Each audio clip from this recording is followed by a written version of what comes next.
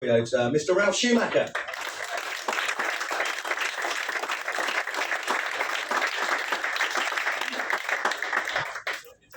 So, Ralf, 6 times race winner, and the most important. Is that switched on? Can we just check that? No, it must have gone off. Let's just check this. No, there, it's better, yeah. Okay. There we are. Perfect, there we are. Thank you. So yeah, 6 times race winner. But for me, one of the most important things here in being in Monaco is you were pole position holder here in Monaco. Tell us about that. Yeah, I mean, it's a great track. You love it, you hate it, and with some cars, especially also when the car's not so perfect, but as a driver, sometimes you have the chance of making a slightly better job and putting more risk. It happened to me once. We were leading the race, but then we had a small problem, so shame. But at the end, it was always great to be here all the time. And I have to say, today I'm asking myself why I did it. I wouldn't want to do it again, but okay, with age, you get more clever maybe. But I have to say, it was amazing. Now watching them is really nice. Well, seeing them today and seeing Charles do a fantastic job to get on home soil for him, to see it and enjoy it. Ralf, back to you. I remember being in Melbourne in 2001, 2002 on turn 1.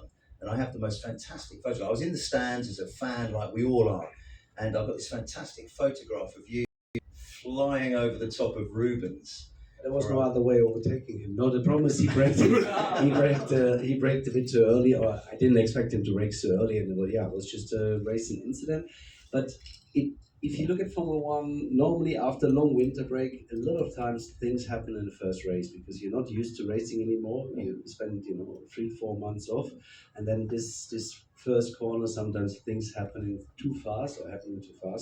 And in that case, I have to say Rubens braked a bit too early. I didn't expect, and that's when I flew above his car, basically, launched by the tires. And that's actually the fact and the reason why boats on this side are pushed back from the show, because it has happened in previous years, but I think 30 years back or 40. Longer than that, I would say. Yeah, no, this was mid 80s. Yeah, okay, 40. But it was really dangerous. That's why. Yes. In my case, it was not dangerous at all. It was a very soft landing, and I have to say, marketing-wise, Williams made money on it because we sold the floor. We really had some stickers on the floor after that. Well, for me, It's true.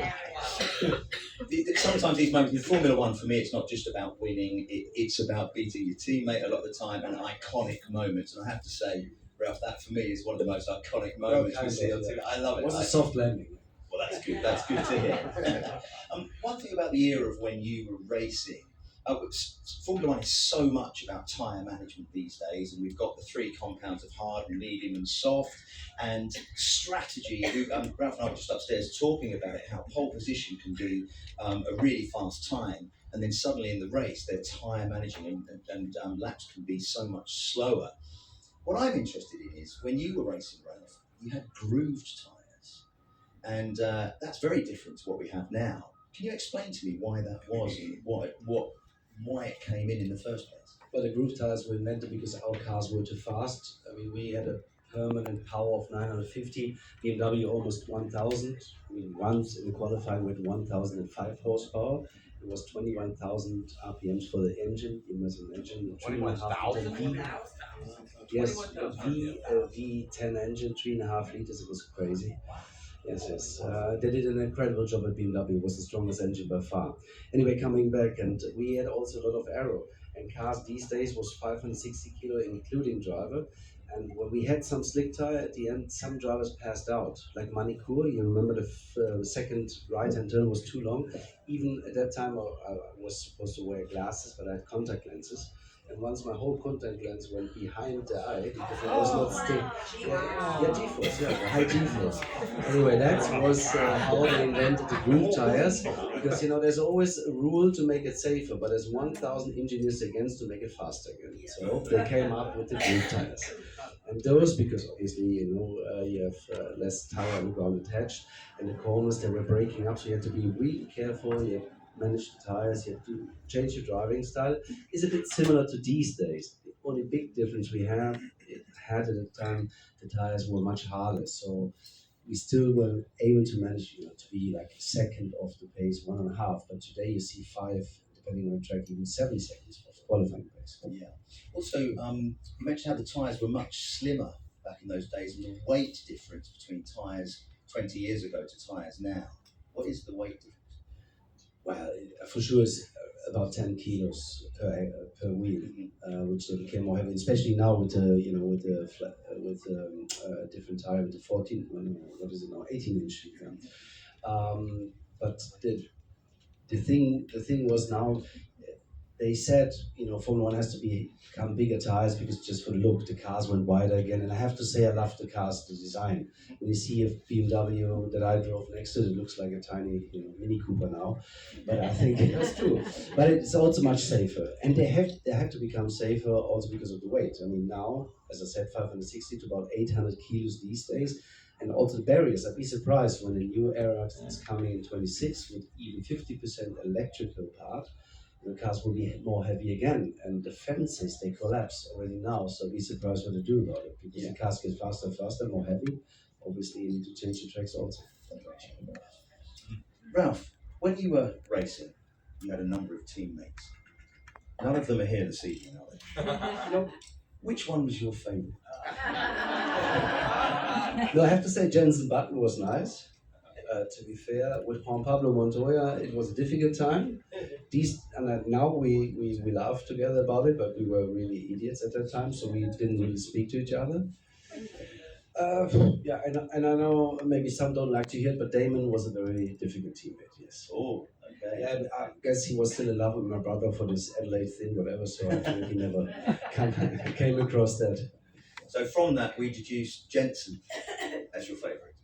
Jensen was a nice and easy guy, and he could work with him. I mean, he left us after a year, I think, because I don't know why, but Frank didn't like his style, so that was why. But then, he did a great career also. Had a bit of difficulties. Was very lucky with Ross Brawn, having this amazing car, and he did the job. Perfect. But we make our own luck, don't we, with everything? Yeah, as I said, but he made the job, and it's great. That's brilliant.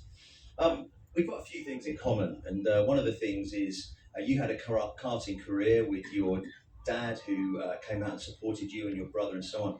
I have a son who's now racing in karting, and I've now become a karting dad. So Ralf, what advice can you give me as a karting dad from your experiences of being a young driver through? How old were you when you started driving karts? Well, the first time I was 2.5 years. Wow. And then the first race I did was 6. But my father cut a car into half because I was a bit short, obviously. He did some. But my father hates motor racing, by the way. So there is a difference because he always wanted to be went fishing with us and whatever. But he always said to us, "Please don't do motor racing. Stop it. Be a cook or whatever." But and he still, I remember when my brother stopped. He had to go to Brazil, and he hates flying. And then, he did his last race with Ferrari, and then Michael decided to come back with Mercedes. And he was so upset. He said, "No, I'm never going back to him to his last race." He told me, and I had to fly there. So he really didn't like motor racing. Well, I do love motor racing. The best is maybe get him off the go-kart and play football around the corner, because, if you want a family life. But I have to say, it's the great thing about motorsport. You see all those parents, they come with a small motorhome, with whatever, and then, they spend the weekend together. Even if there's only one child racing, but the whole family's there. Yes, it's a great bonding experience and community, that's for sure. And who knows what will happen with him one day, we'll see. Ralf, we have something else in common, and that is I have a family business of trucks. And do you have a company that makes trucks or something? Have I got that completely wrong? And I've read something. But camper vans, you mean, maybe? But, no, maybe trucks. Maybe I've got that completely wrong. But with your career now post Formula One, this is what I was going to talk about mainly. Was you produce wine, yes, and you are presenting on television. So tell us a little bit about both those worlds. One inside Formula One, one outside Formula One. Well, I left Formula One. I was quite happy to leave it and leave the paddock, because I have to say, Formula One is a very It's a special world, and you love to be there. You know, when you're working there, and also as a guest, it's very exciting to watch it. But it's still, you know, you do every year the same thing. You go to the same racetracks and you meet the same people and so on. So I thought, okay, after my last race, I'm going to do something completely different. So I went into developments, real estate, and so on. And the wine business was more fun, which developed to be a big business at the end because we produce about 10 million bottles a year. So which is not too bad. And it's a wine in Slovenia, just across the border, but on the Friuli side, so on the Italian side. So it's nice, yeah. And then Africa also, South Africa is quite nice. I spent my winter summer there, which is beautiful, and also have a small hotel there. So yes, I'm pretty busy. Formula One, it actually happened. They asked me to do a race or two as a commentary, you know, and an expert in the time when COVID started, and then I enjoyed it, and then and they, you know, it just went. It went, and now I do 20 races, which wasn't bad, to be honest. Wonderful, wonderful. Well, look, does anybody else here have any questions for Ralf? And we can throw it to the floor. Does anybody have anything? How old were you when you left racing? It's 2007. I was born to 32. Yeah, turning 30. No, I was 32. Yeah, I mean, I left Formula One, but I started with 20. Yeah. So, and it was a great time, especially with Williams. I have to say. Then I went to Toyota, and the 3 years at Toyota, we had some nice races, but it didn't go the way.